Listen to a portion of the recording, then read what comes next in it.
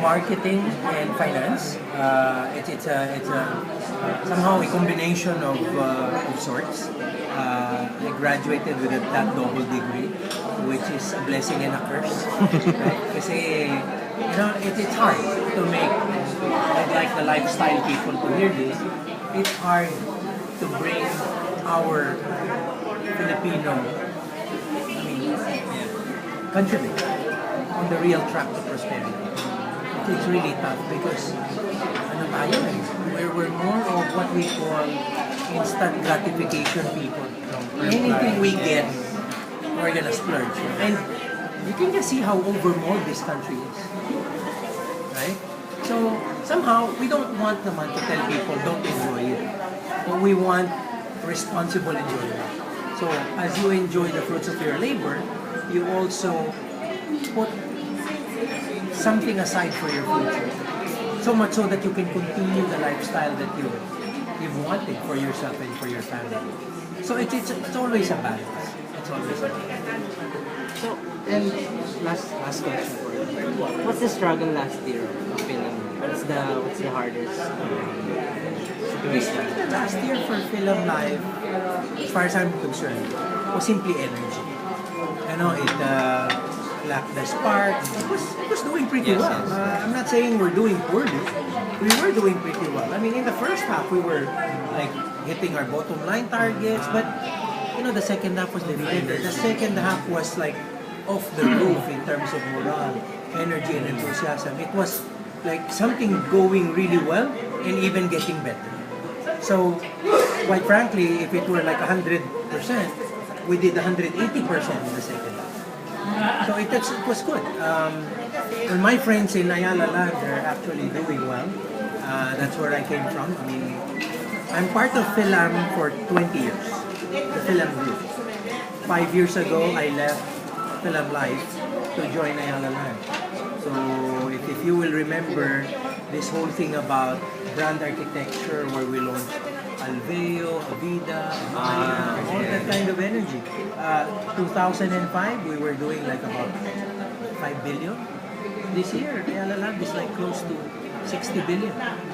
Right? So, parang siguro feeling ko when I got back, dapat best of both worlds. No? PhilAm Life doing very well on its own, but me incorporating what I've also learned from the Ayala family. And true enough, yun naman ang nangyari, magandang combination. We really did very, very well. Sir, what's people your... are happy. May energy. Actually, I was going to say, yung eye-dotting ceremony natin, from an internal perspective, parang gano'n na-awaken yung dragon. Na-awaken yung second half yung energy, pick up yung energy ng PhilAm Life. So, that's the eye-dotting ceremony at many levels is very symbolic. Sir, what are your plans for this year? Big plans for this year. Very aggressive. We're going to be growing our agency force. We're growing our business. We're launching new products that are going to hit the market by storm. And we're not just talking products for Metro Manila. We're going nationwide. We're tapping different markets, OFW markets, Chinese and high net worth, the professionals. We're coming up with products where people can engage. In the past when people want to invest abroad, they diversify by going offshore. We can do that for them. Your partners. Sabi nga namin, di ba?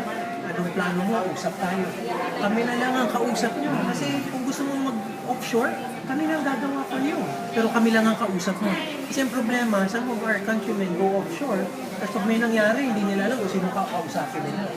So what we'll do, we will afford them the opportunity to be global in scope, but Philippine in experience. Kasi nandito yung kaplaran.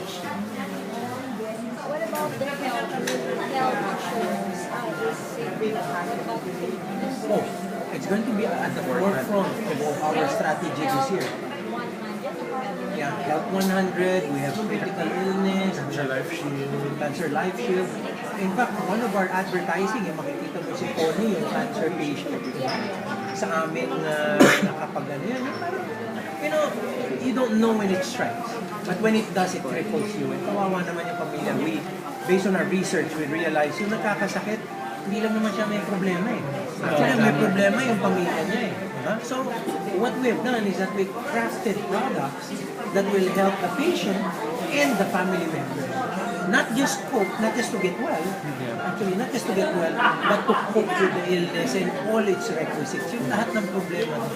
In fact, may hospital income pa kami. Ibig sabihin, pati yung bantay mo, yung kikitain niya dahil nag-leave siya, dahil binabantayan ka, bibigay namin yung pera.